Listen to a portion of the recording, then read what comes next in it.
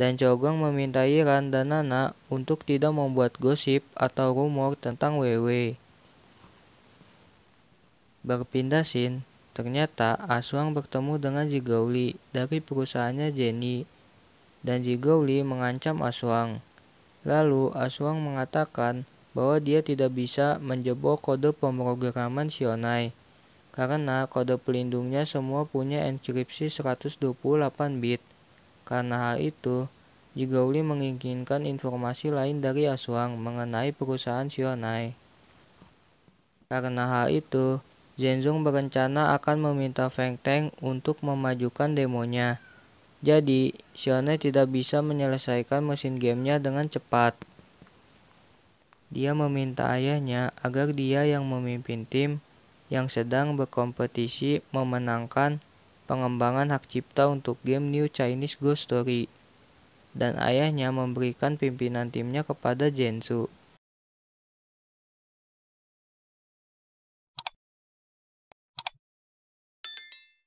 Zhensu melihat demo gamenya. Setelah itu, Zhensu kecewa dengan hasilnya. Karena dia sudah lama bermain game A Chinese Ghost Story, jadi dia meminta pegawainya untuk membuat demo gamenya sesuai apa yang Zhensu katakan. Sementara itu, Zhigaoli mengatakan bahwa Feng Teng akan memajukan demonya, karena Zhigaoli telah menyogok Hezong. Berpindah scene, Shionai mendapatkan email dari Feng Teng yang mengatakan bahwa demo gamenya akan dimajukan yang tadinya 1 bulan menjadi 2 minggu untuk memperlihatkan demo gamenya. Saat mereka rapat, Shionai memberitahu bahwa demo gamenya dimajukan. Lalu mereka membahas gamenya yang memakan RAM terlalu besar, dan pengoptimalan mesin gamenya hanya akan berhasil dalam waktu 1 bulan. Jadi, Shionai membagi 2 tim untuk menyelesaikannya. Shionai akan 1 tim dengan Kyo untuk menyelesaikan penggunaan RAM-nya, sedangkan yang lain akan menyelesaikan masalah lainnya. Lalu, Shionai meminta Weiwei mengambilkan baju dan perlengkapan mandinya, karena dia dan pegawai yang lainnya akan terus menginap di kantor untuk menyelesaikan gamenya.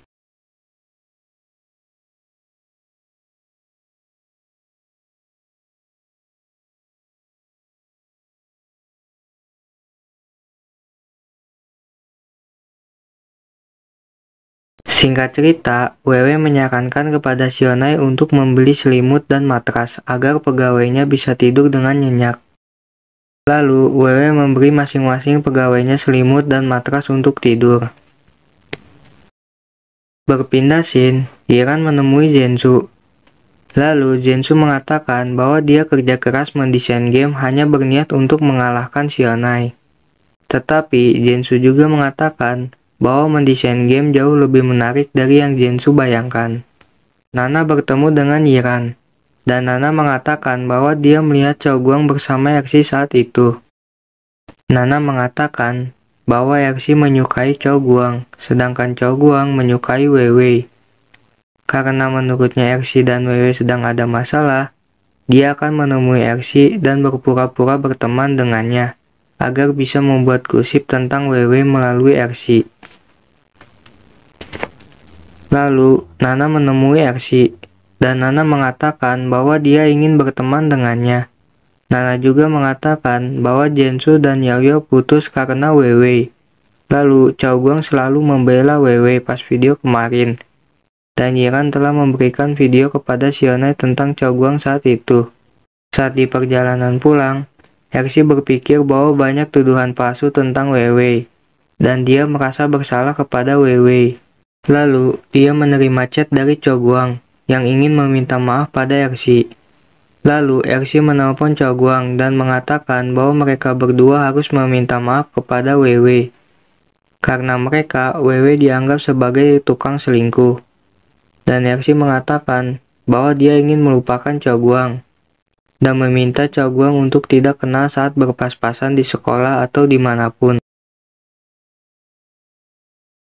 Singkat cerita, Ersi dan Weiwei bertemu, dan Ersi meminta maaf kepada Weiwei. Akhirnya mereka berdua sudah berbaikan. Berpindah scene, Nana dan Yiran berniat bertemu dengan Ersi, agar Ersi mengatakan tentang keburukan Weiwei, dan mereka akan merekamnya. Akhirnya Ersi datang. Lalu, Nana dan Yiran meminta Ersi mengatakan keburukan tentang Weiwei. Lalu Ersi mengatakan dia punya rencana tentang itu, dan dia akan memikirkannya selagi makan. Lalu tiba-tiba Weiwei datang dan menemui Ersi. Yiran dan Nana kesal, lalu mereka pergi meninggalkannya.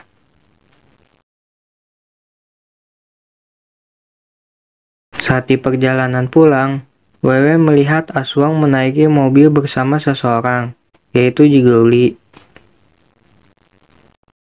Di kantornya Shionai, Kyo mengatakan bahwa pemakaian RAM untuk gamenya masih terlalu besar.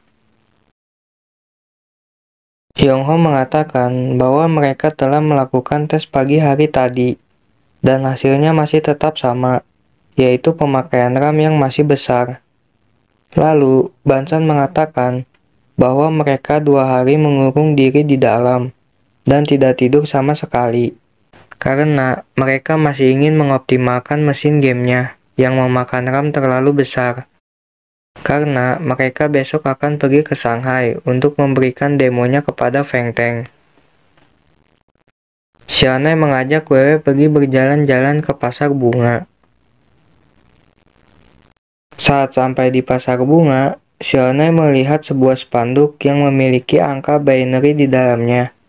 Dan Shionai akhirnya mendapatkan angka-angkanya untuk mesin gamenya.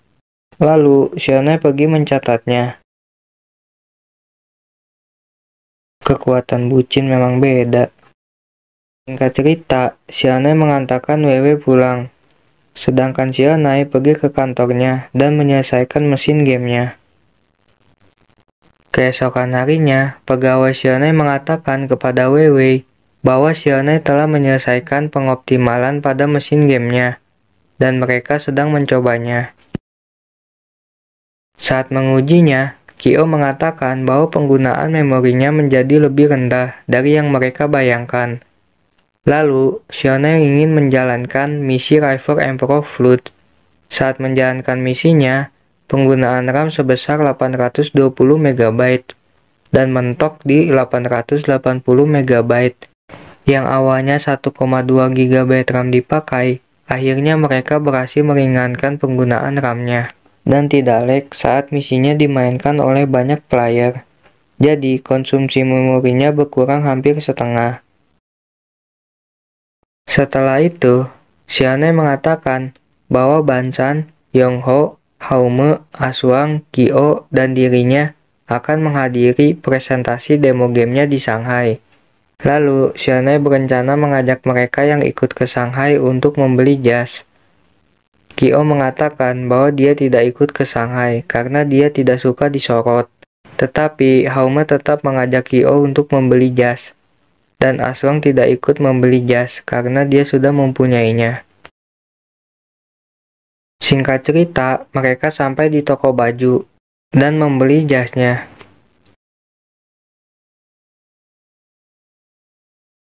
Berpindah scene, Aswang menelpon Jigouli dan mengatakan bahwa mereka tidak akan berhasil melawan perusahaan Shionai. Dan Jigouli mengatakan bahwa mereka telah merencanakan sesuatu untuk melawannya. Saat di rumahnya Shionai, orang tuanya Shionai datang untuk mengambil barang-barang berharganya saat itu. Karena Weiwei akan memasuki semester baru di sekolahnya, dia akan pulang ke asramanya. Singkat cerita, Weiwei pulang ke asramanya, dan dia diantarkan oleh kedua orang tuanya Shionai. Keesokan harinya, Chaoguang bertemu dengan Ersi, dan mereka pura-pura tidak kenal satu sama lain. Sementara itu, Weiwei bertemu dengan Yiran, dan Yiran meminta maaf kepada Weiwei atas perlakuannya terhadap Weiwei maupun Shionai. Dan dia iri kepada Weiwei yang memiliki pertemanan baik dengan Ersi. Lalu, Ersi mengajak Weiwei pergi ke perusahaannya Jenny untuk mengambil gaji magangnya. Saat di perusahaannya Jenny, Wewe melihat foto Jigouli, dan dia ingat bahwa Aswang bertemu dengan Jigouli saat itu.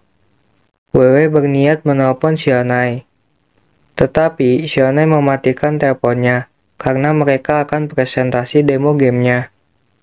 Lalu mereka mengatakan bahwa Aswang tidak ikut karena gugup dan sakit perut. Lalu, mereka bertemu dengan Jigouli dan Jensu, mewakili perusahaan Jenny. Sementara itu, Wewe masih berusaha untuk menelpon Shionai. Singkat cerita, presentasi dimulai. Yang pertama presentasi demo gamenya, yaitu Jensu dari perusahaannya Jenny. Lalu, Jensu mempresentasikannya. Setelah Jensu selesai, Shionai dari perusahaan Ji mempresentasikan demo gamenya. Saat Shionai meminta Haume login gamenya, tiba-tiba server dari gamenya terputus, jadi tidak bisa login. Lalu, Feng Zhong meminta Wang Zhong untuk mengecek servernya. Setelah mengeceknya, ternyata servernya aman-aman saja. Tetapi mereka tidak tahu kenapa tiba-tiba servernya mati, dan servernya bisa di-restart dalam waktu setengah jam. Karena Feng Zhong setengah jam lagi akan berangkat ke bandara, jadi mereka kebingungan. Dan ini adalah ulah Jigouli dan He Zhong. Lalu, tiba-tiba Shionai mengatakan kepada Haume untuk login pada mirror server. Lalu, Wang Zhong mengatakan bahwa jika mereka membuat server sendiri, keamanan servernya bisa diganggu oleh Shionai atau pegawai-pegawainya. Lalu, Shionai memberikan Feng Zhong konfigurasi servernya, agar pegawai bagian IT Feng Teng bisa mengecek keamanan server gamenya kapanpun. Lalu, Shionai melanjutkan presentasinya. Saat Shionai memberikan demo gamenya, dia melakukan misi River Emperor Flood. Misi itu sangat bagus, dan tidak lag. Jadi, misi tersebut adalah menyelamatkan para NPC yang kebanjiran, dan membangun kembali bangunan di dalam game. Karena Shionai membuat gamenya jika hujan berkepanjangan akan mengakibatkan banjir, dan Feng Zhong dengan Wang Zhong kagum melihatnya. Setelah selesai presentasi, He Zhong terus membela perusahaannya Jenny. Lalu, Feng Zhong mengadakan rapat untuk memilih siapa yang akan menang dalam hak cipta game New Chinese Ghost Story ini. Setelah rapat, Feng Zhong keluar. Akhirnya, Shionai yang menang untuk hak cipta gamenya. Lalu, Feng Zhong meminta He Zhong ikut dengannya, karena dia sudah diketahui yang mematikan server gamenya tiba-tiba. Saat di lobi, Jensu mendengar pembicaraan Jigouli dengan ayahnya yang membahas tentang dia yang gagal mengalahkan Shionai, walaupun sudah meminta He Zhong untuk mematikan servernya. Mendengar hal itu, Jensu marah. Singkat cerita, Shionai, Wewe, teman-temannya, dan pegawainya pergi makan malam untuk merayakan kemenangan pengembangan hak cipta game New Chinese Ghost Story-nya. Lalu, Wewe membicarakan Aswang yang bertemu dengan Jigouli saat itu. Lalu, Shionai menceritakan kenapa Aswang kerjasama dengan Jigouli. Jadi, ceritanya sahabat Aswang membuat game. Lalu, pacarnya menjual gamenya kepada perusahaan Jenny, tanpa sepengetahuan sahabatnya Aswang. Tetapi, sahabatnya Aswang tetap meluncurkan game buatannya.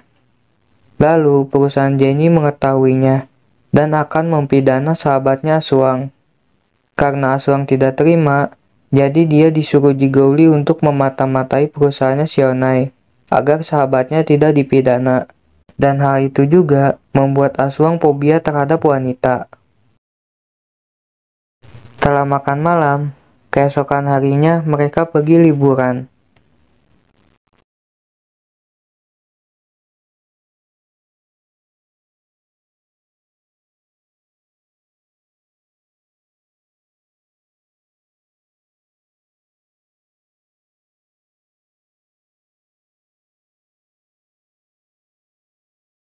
Singkat cerita, Shionai menjadi pengusaha sukses di bidang game, dan dia terkenal di mana-mana.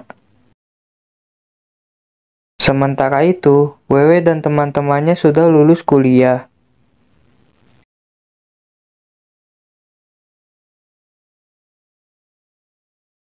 Saat Ersi sedang foto-foto, dia bertemu dengan Chow Guang.